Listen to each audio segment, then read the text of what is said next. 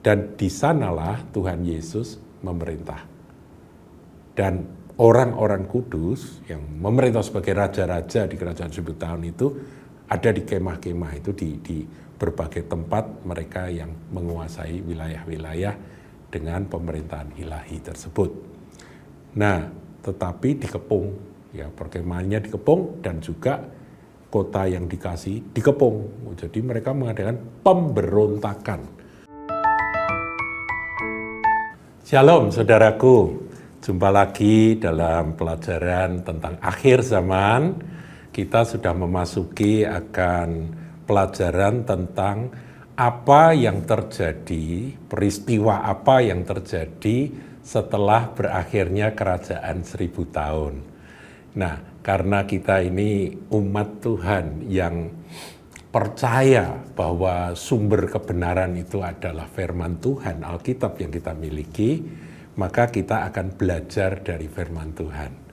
Memang ada orang yang menafsirkan bahwa kerajaan 1000 tahun itu tidak harafiah dan sebagainya, tetapi saya pribadi percaya bahwa kerajaan 1000 tahun itu harafiah, saudaraku ya, karena tidak bisa ditafsir secara rohani berlebihan, saudaraku. Ya memang sudah sangat jelas bahwa ada masa 1000 tahun pemerintahan ilahi. Dan kalau kita mengacu kepada pelajaran-pelajaran tentang mengapa kerajaan 1000 tahun yang sudah saya bikin dalam video yang lalu, maka itu pasti. Jadi pasti kerajaan 1000 tahun itu harus ada, ya. Nah, saudara bisa ikuti video yang lama.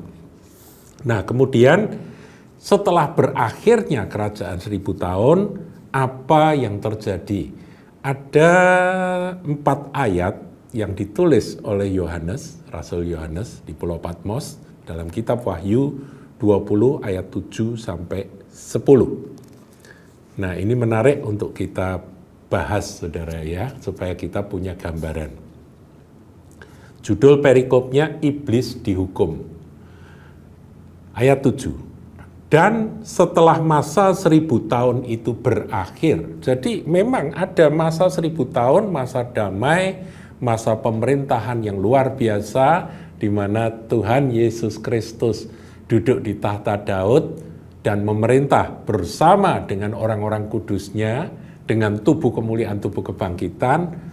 Pemerintahan itu terjadi sementara iblis dimasukkan ke dalam Abu Sos, jurang yang tak berdasar itu, ditutup dan dimeterai, ya, disegel, sehingga iblis nggak bisa memprovokasi manusia lagi selama 1000 tahun itu.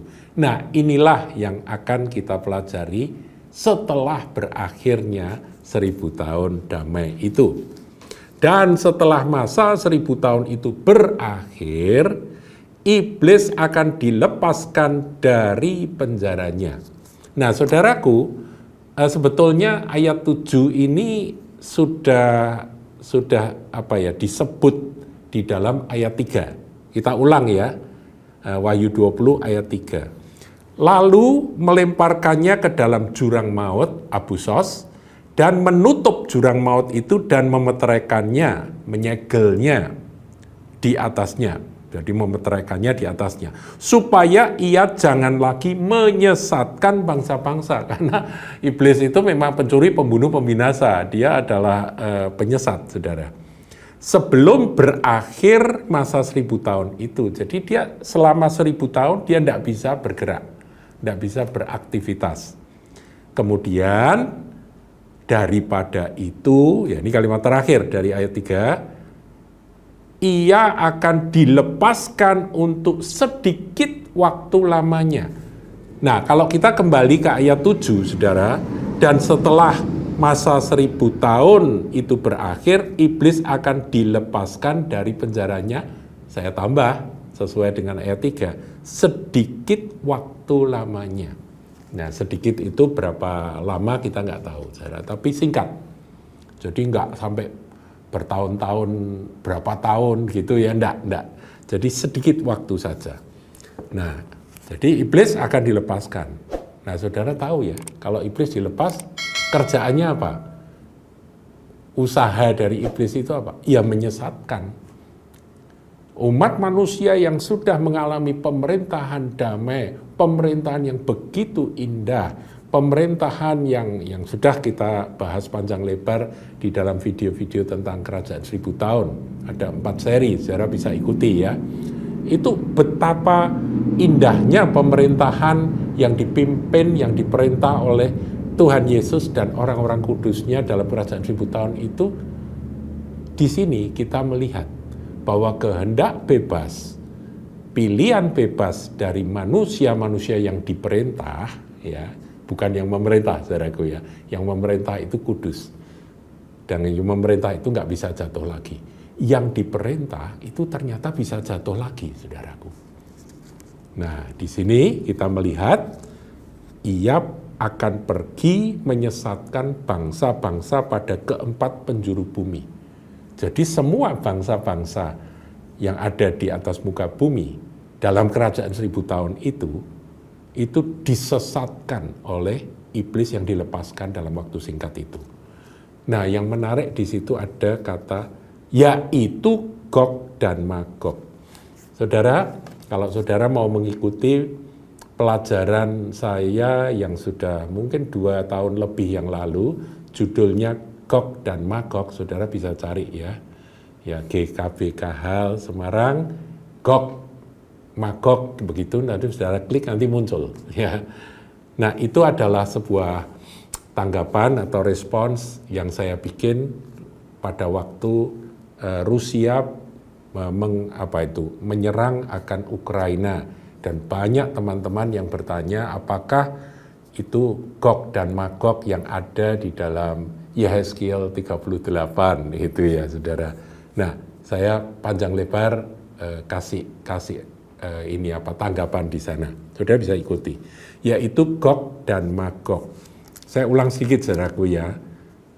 Kalau secara jasmani, Gog itu adalah raja dari wilayah Magog. Sedangkan Magog itu adalah anaknya Yafet, cucunya Nuh, ya saudaraku ya, yang tinggal di utara, dan banyak yang menafsirkan Gog Magog itu adalah wilayah di Rusia, saudaraku ya. Jadi ketika Rusia menyerang Ukraina, langsung semuanya bereaksi dan menafsirkan bahwa wah, ini kegenapan dari Yehezkiel 38 tadi. Demikian. Dan mengumpulkan mereka untuk berperang. Jadi disesatkan Gog Magog ini untuk berperang, dan jumlah mereka sama dengan banyaknya pasir di laut. Jadi yang tersesat ternyata tidak sedikit, saudara. Nah, ini menjadikan kita bertanya-tanya. Manusia itu memang diberi pilihan dan kehendak bebas.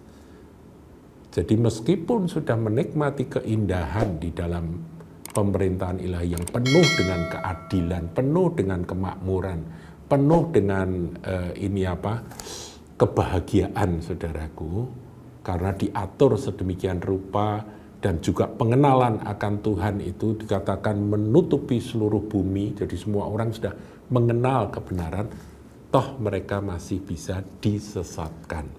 Jadi di sini betapa Tuhan itu menghargai akan free will, free choice dari manusia sampai setelah kerajaan 1000 tahun, saudaraku. Ya, jadi jumlah mereka sama dengan banyaknya pasir di laut. Banyak sekali yang disesatkan. Nah, sedikit tentang kembali Gog Magog tadi ya, saudaraku ya. Ada yang menafsirkan, dan saya pun juga berpikir ini masuk akal juga, bahwa Gog Magog ini adalah pengertian rohani dari mereka yang melawan akan pemerintahan yang ilahi. Jadi kalau apakah ini merupakan tafsiran dari, apakah ini maksudnya paralel dengan Yehezkiel 38, ya memang kita nggak ngerti, saudaraku. Tapi disitulah digambarkan bahwa memang Gog Magog ini akan bergabung, berkoalisi dengan negara-negara yang disebutkan ya di situ dalam 38 ya, YSGL 38, itu koalisinya itu mengepung akan Israel, saudaraku.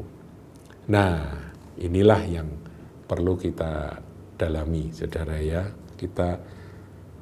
Apakah itu makna jasmani, apakah itu Gog Magog ini makna rohani. Jadi mereka yang melawan akan pemerintahan ilahi itu disebut Gog dan Magog. Nah, yang jelas disesatkanlah manusia-manusia yang disebut Gog Magog itu, dan mereka disesatkan dan berperang. Jumlahnya sangat banyak, seperti pasir di laut. Ayat 9. Maka naiklah mereka ke seluruh dataran bumi. Ini juga ditafsir, saudaraku ya. Ada interpretasi yang mengatakan kalau naik ke seluruh dataran bumi asalnya dari mana? Ya, dari bawah bumi. Kalau dari bawah bumi kan bukan manusia. Ya, memang ini mungkin iblis yang digambarkan ada di jurang tak berdasar atau Abusos itu, dan dia dilepaskan, dia naik dan menyesatkan, dan bersama-sama dengan orang yang disesatkan lalu mengepung perkemahan tentara orang-orang kudus dan kota yang dikasihi itu. Jadi ada perkemahan orang-orang kudus. Ini saya tafsirkan ini adalah pemerintahan dari Tuhan Yesus. Jadi orang-orang kudus yang memerintah di seluruh muka bumi, di perkemahan-perkemahan begitu ya, digambarkan sebagai perkemahan. Dan kota yang dikasih ini pusat pemerintahannya, yaitu Yerusalem. Saudara, kota yang dikasih Yerusalem itu memang unik ya. Meskipun sekarang ini Yerusalem seperti itu ya, tapi itu hati Tuhan ada di sana. Kalau saudara baca di dalam firman Tuhan, nanti dalam kerajaan 1000 tahun tentunya akan diubahkan semuanya menjadi sangat mulia. Dan di sanalah Tuhan Yesus memerintah. Dan orang-orang kudus yang memerintah sebagai raja-raja di kerajaan 1000 tahun itu ada di kemah-kemah itu, di berbagai tempat mereka yang menguasai wilayah-wilayah dengan pemerintahan ilahi tersebut. Nah, tetapi dikepung, ya perkemahannya dikepung, dan juga kota yang dikasih dikepung. Jadi mereka mengadakan pemberontakan. Jadi kalau saudara tanya peristiwa setelah berakhirnya kerajaan 1000 tahun, itu judulnya adalah pemberontakan. Pemberontakan manusia yang diprovokasi, yang dibujuk dan ditipu oleh iblis yang dilepaskan. Jumlahnya cukup banyak, saudaraku. Nah, berikutnya dikatakan di ayat 9 ini, tetapi dari langit turunlah api menghanguskan mereka. Jadi nggak pakai lama, saudara, ketika mereka mencoba memberontak, turunlah api dari langit menghanguskan mereka. Bentuknya seperti apa saya nggak tahu, tapi itu yang digambarkan oleh Rasul Yohanes di dalam Wahyu 20 ayat 9 ini. Mereka habis, binasa. Ayat 10. Dan iblis tadi ya, yang menyesatkan mereka dilemparkan ke dalam lautan api dan belerang, yaitu tempat binatang antikris dan nabi palsu itu. Jadi ini kelompoknya antikris. Dan mereka disiksa siang malam sampai selama-lamanya. Ini yang disebut neraka, saudaraku. Jadi neraka itu sebetulnya bukan iblis menyiksa manusia, tapi iblis disiksa oleh api dan belerang selama-lamanya. Tapi ini kan gambaran dari setelah kerajaan 1000 tahun dan setelah pemberontakan dari apa yang disebut dengan Gog Magog itu tadi, ya. Nah, sampai di sini saudaraku, kita udah tahu gambarannya bagaimana iblis itu dihukum. Ya, terus bagaimana dengan manusia-manusia yang pada waktu itu belum dibangkitkan, ya sebelum kerajaan 1000 tahun belum dibangkitkan, dan kemudian mereka-mereka yang mati dihanguskan itu, yang berontak dan mati dihanguskan, kemudian mereka yang meninggal dunia selama kerajaan 1000 tahun, bagaimanakah nasib mereka? Itu akan dijelaskan di dalam ayat-ayat berikutnya. Ya, tapi kita berhenti sampai di sini, nanti kita akan lanjutkan dengan hukuman yang terakhir. Tuhan Yesus memberkati. Jangan lupa like, comment, share, dan subscribe channel GKBK Hal Semarang.